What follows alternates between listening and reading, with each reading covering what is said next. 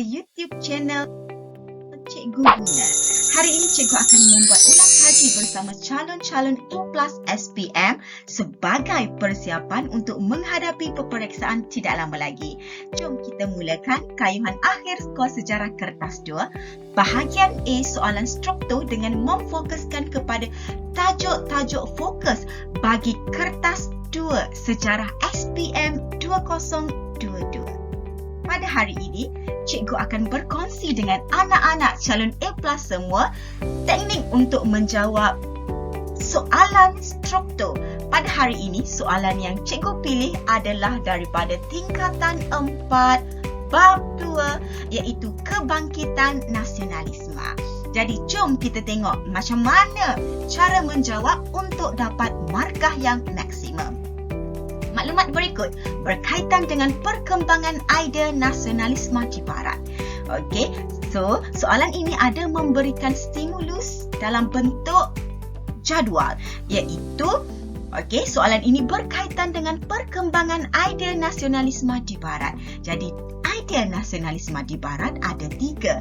Yang pertama, revolusi keagungan. Yang kedua, revolusi Amerika Syarikat. Dan yang ketiga, revolusi Perancis. Jadi jom kita tengok pecahan bagi soalan A. Mengapakah tercetusnya revolusi keagungan di England pada tahun 1688? Jadi calon-calon A+ semua, adakah anda semua tahu cara untuk menjawab soalan ini supaya mendapat 3 markah maksimum? Okey, kalau tak tahu, jom sama-sama kita lihat apa contoh jawapan yang sesuai untuk anda semua gunakan bagi menjawab soalan ini. Okey, perkara pertama, sekiranya kita baca soalan, kita kena gariskan kata kunci soalan dan kata tugas soalan. Okey, kata kunci soalan ataupun kehendak soalan adalah sebab tercetusnya revolusi keagungan di England. Kata tugas soalan adalah mengapakah. Jadi, calon dikehendaki memberikan fakta dan huraian bagi menjawab soalan ini. Jom kita tengok apa jawapan yang sesuai untuk menjawab. Okey, revolusi keagungan tercetus disebabkan oleh, ini merupakan ayat pemula. Macam mana kita nak dapatkan ayat pemula berdasarkan kata kunci ataupun kehendak soalan. Jadi mulakan jawapan anda dengan memberikan ayat pemula. Revolusi keagungan tercetus disebabkan oleh keinginan menegakkan kedaulatan Parlimen. Ini fakta yang pertama. Dan hak asasi rakyat. Ini fakta nombor 2. Keadaan ini berlaku kerana Raja James II membelakangkan Parlimen semasa menggubal undang-undang. Jadi ini adalah huraiannya. Apa maksud membelakangkan? Tidak mempedulikan ataupun mengetepikan. Oleh itu, ahli Parlimen telah bangkit menentang Raja berkuasa mutlak. Siapa Raja berkuasa mutlak? Adalah Raja James II dan telah mendapat sokongan daripada Mary II dan suaminya Raja William of Orange. Jadi ahli Parlimen telah mendapat sokongan daripada Mary II dan suaminya Raja William of Orange. Akibatnya Raja James II telah melarikan diri ke Perancis. Kerana apa? Kerana tidak mendapat sokongan daripada penduduk di Perancis. Dikenali sebagai revolusi keagungan kerana peralihan kuasa tanpa melibatkan pertumpahan darah. Jadi ini antara contoh jawapan sekiranya calon-calon A+ semua ingin menjawab soalan berkaitan dengan revolusi keagungan di England. Jom kita tengok soalan bagi pecahan B.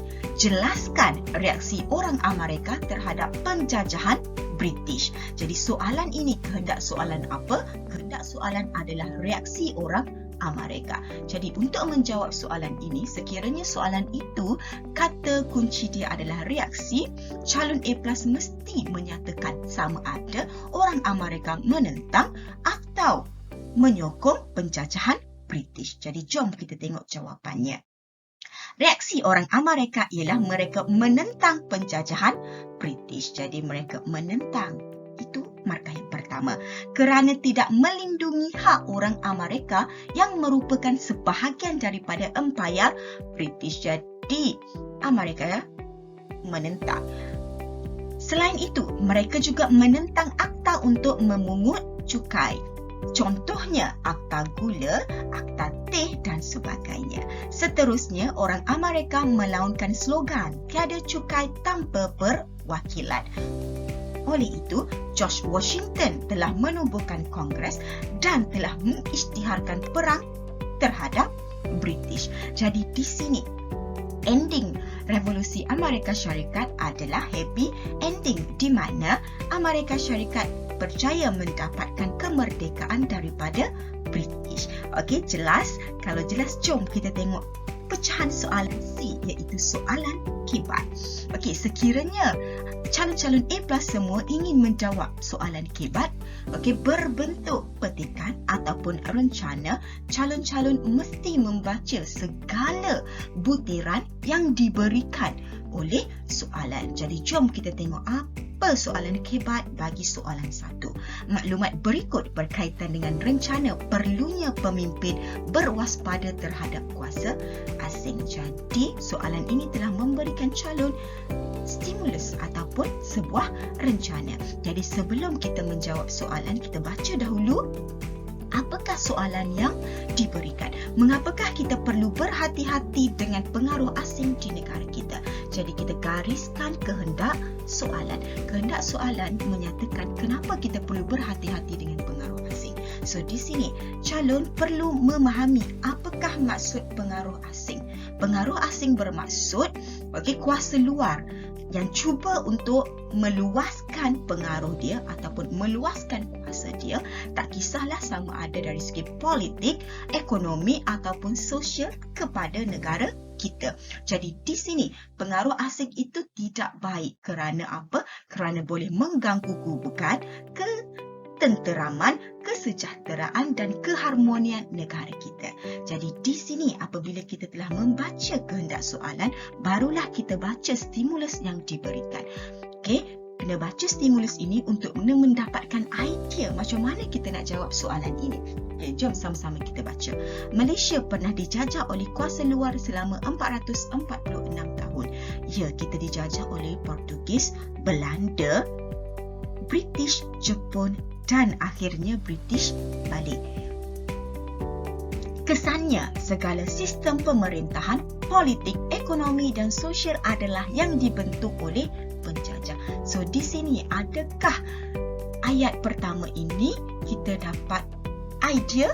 Sekiranya ada isi yang penting, kita kena gariskan. Ya, sekiranya kita tidak berhati-hati dengan pengaruh asing, segala sistem pemerintahan, politik, ekonomi dan sosial adalah dikuasai oleh penjajah. Sepanjang penjajahan, rakyat di negara ini tidak mempunyai hak dalam mengendalikan urusan negara. Ya, sekiranya kita tidak berhati-hati, rakyat di negara kita tidak akan mempunyai hak dalam mengendalikan urusan negara.